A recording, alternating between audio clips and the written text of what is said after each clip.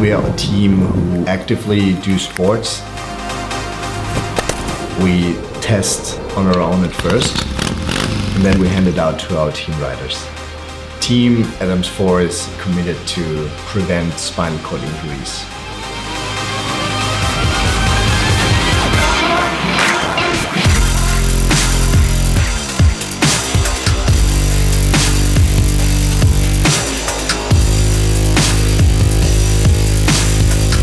There are actually 3 types of ways to injure your spine. Like it's the compression impact, the distraction impact, and the rotational impacts. And most likely for a spinal cord injury is an impact where a rotational force of your spine is actually involved. And that's why we just focused on rotational impact, and that's why the whole project is called RSP, Rotational Spinal Protector. The approach of our team is to develop something which is not something like an exoskeleton device. We see it more like a second skin device.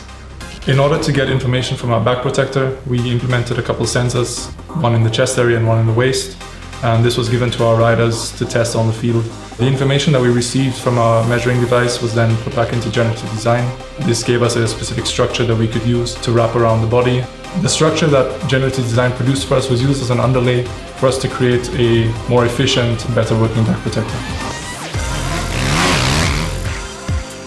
When we thought about using Generative Design, I was a bit skeptical about the end result.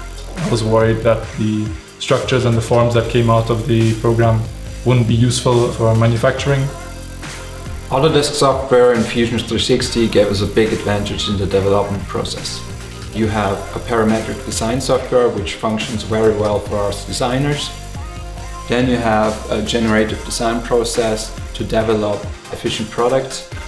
And then you also can implement G-codes for CNC machining to make the manufacturing process more efficient. What we are trying to do in the future is to use generative design as a constant tool in order to improve our products.